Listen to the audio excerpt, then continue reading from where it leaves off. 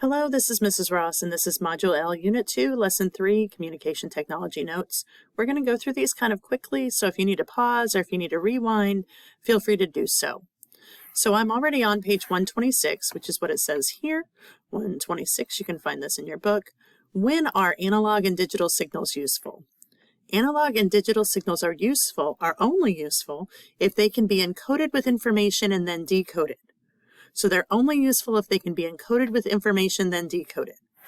What signals can be encoded and decoded by a person? Give examples. Analog signals can be encoded and decoded by people, or they can be encoded and decoded automatically by technology such as radio. Okay, so we know that analog signals are the signals that can be encoded and decoded by a person. I'm not sure why this is here, but okay. So we've answered that, except we need to give examples. So radio would be an example. Okay, transmission and reception of signals, and that's on page 127. So let's go ahead and scroll down right there. Okay, where are analog signals used? Scroll down. Oh, why is that all like that? Can I erase it? I can't. Why can I not erase it? My life. Okay, near the mind, we will just keep on going. I'm not exactly sure what's happening. We are on there. Where are analog and signals used? Digital and analog signals are both used to send information. Analog signals are used in many phone and radio transmissions. So here you would put phone and radio transmissions. What applications are analog signals used for? Analog signals are useful for applications that do not require perfect, accurate transmission. So they're useful for applications that do not require perfectly accurate transmission. Okay, and we'll keep going up. Oops. When are digital signals used? And I'm going to scooch this over a little bit. Digital signals are used when a signal needs to be extremely reliable. So they're used when a signal needs to be extremely reliable, okay? And then the next question that's kind of squashed right in here, it says, why can digital signals be designed to minimize the effect of noise? Digital signals can be designed to minimize the effect of noise because they have distinct levels in the signal. They have distinct levels in the signal. And now we're on to our first quick check. It says, what is one reason digital signals are considered more reliable than analog?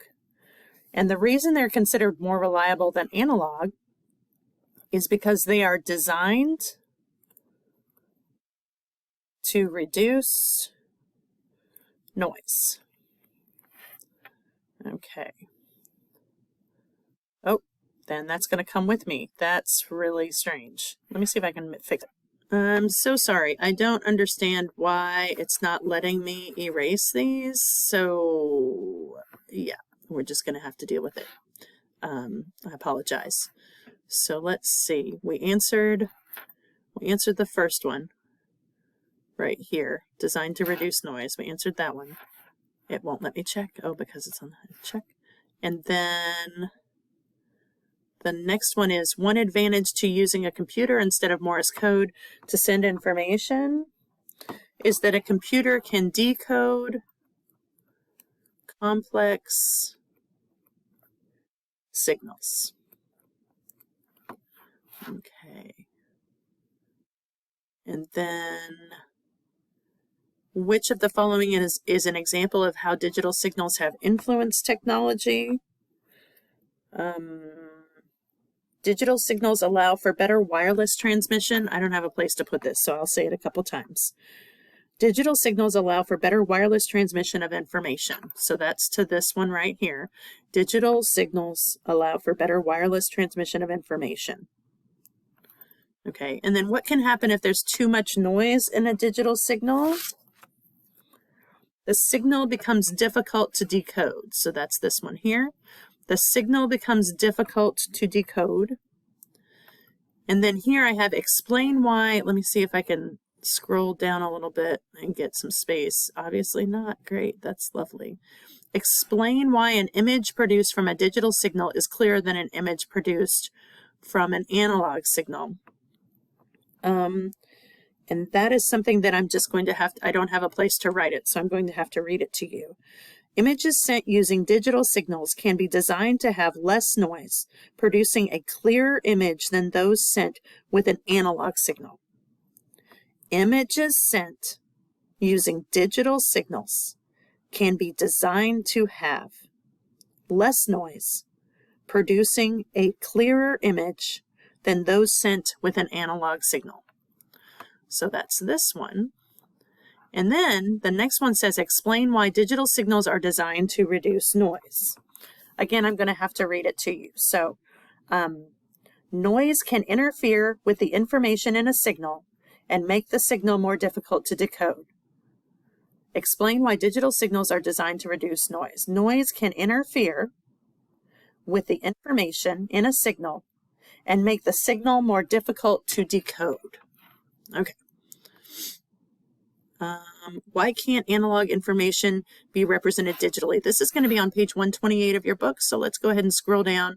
I believe that's 127, and this is 128.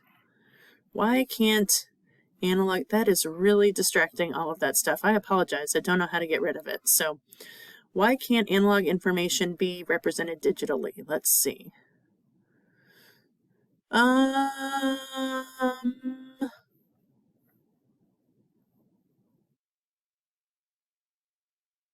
Okay, here we go, right here at however. However, analog information cannot be perfectly stored digitally because analog information is continuous.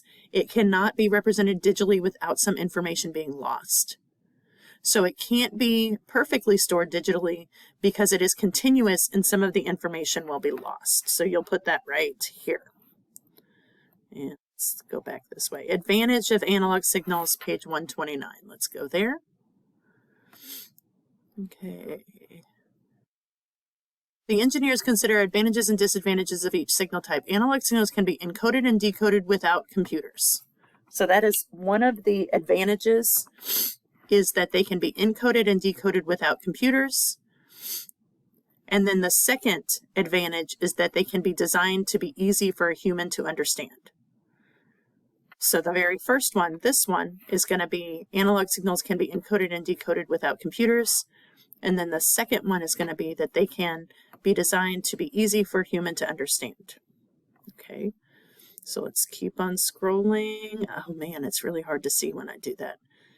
We're at the disadvantages. We're at the disadvantages of analog signals. However, analog signals are not always reliable. So that would be one of the disadvantages of analog signals. They can be designed.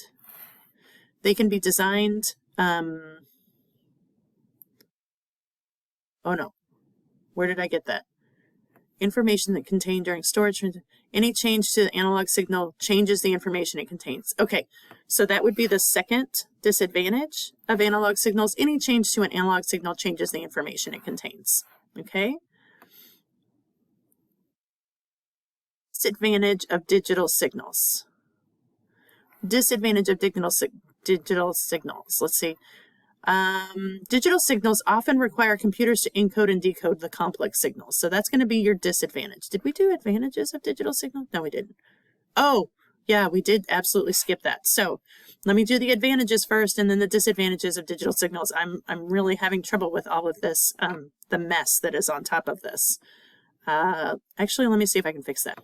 All right, I think I fixed it. Thank the Lord. Let's see, we did advantages of analog signals, we did disadvantages of analog signals, and then we need to do advantages of digital signals. That's where we are at, right there. Okay. Advantages of digital signals. Digital signals are more reliable. That's the first one. Digital signals are more reliable, and digital signals can be designed so that noise doesn't have a large effect. Can be designed so that noise doesn't have a large effect. So a disadvantage is that they often require computers to encode and decode. So that would be here. Let's see if I can erase now. Hallelujah, why even? Okay. And then let's go to the definition of technology, which is on page 131. So we're going to have to go down. That's 130. This is 131. Where, oh, is it though? Technology is the application of science to meet human needs. That's what you're going to put right here. Technology is the application of science to meet human needs. And then we talk about the development of the telephone and the timeline of the telephone. So this is 132 to 133. Yeah. Okay, let me go this way. So in 1837, what happened and who invented the device? The first long distance telegraph machine, or the first long distance telegraph message was sent. So the inventor was Samuel Morse, and he invented the telegraph. And then in 1876, it says what happened and who invented the device. Alexander Graham Bell successfully tested the telephone. He invented the telephone. What does this say? What happened to the telegraph with the invention of the telephone? Let's see. The telephone did away with the slow process of translating Morse code. So the telephone basically pushed the telegraph out of business. Okay. And then in 1973, what happened? In 1973, mobile phones became available. And then in the 2000s, smartphones became available. And then why does it go back to 1889? Okay, let's just keep going. 135. Is this 135? That's 134. This should be 135. What is happening here? Okay. This is photography? Okay. So in 1889, this is at the top of the page under the picture, Ludwig Koch made the first recording of a bird onto an Edison wax cylinder. Okay, so it was Ludwig Koch, and he made the first recording. And then the question asks, how was sound recorded in 1961? So if we scroll down, Koch made his final recording for the British Broadcasting Corporation in 1961 using a magnetic tape recorder. So magnetic tape recorder is what you should put there. And then we have 6 different advantages to digital signals. So the effect of digital signals on science, advantages that digital signals have had on science and scientists. And that's going to be 136. So let me go here. Okay. So this is going to kind of be rapid fire. You might want to pause or go back, but digital signals have expanded scientists' ability to gather, store, and share data. That's 1. Digital signals allow scientists to gather information from far away. That's 2. Digital signals can be used to relay information from oceans, mountaintops, and space because the signals can be transmitted with high reliability. That's 3, I think.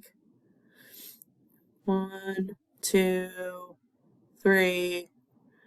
In addition, with highly reliable signals, scientists are able to store and share large amounts of information. 4. The ability to store and transfer data allows scientists to work together and explore areas that were once impossible to explore. 5. Scientists have a greater ability to explore the world due to the reality of the digital signal. That is 6. So it's all found in this paragraph right here. And if you need to go back and listen to that, you can. Let me know if you have questions. Now we have some quick checks. So when music is recorded, it's recorded as an analog wave. It is then stored on a computer as a digital signal. When a person wants to listen to music, it needs to be converted back to an analog wave. What is one reason sound engineers store music as digital files instead of analog? The digital files are less likely to lose information. The digital files are less likely to lose information. That's what you need to write here. Before the telephone, people used telegraphs to send information. How did the telephone improve the way information was sent? The telephone encoded and decoded sound waves. The telephone encoded and decoded sound waves. And then it says, explain how computers have improved the way people send digitized information. So computers improve the efficiency of sending information, and they can code and decode the information quickly. So you'll want to write more than what I'm writing here, but they improve the efficiency of sending the information, and they can code and decode the information quickly.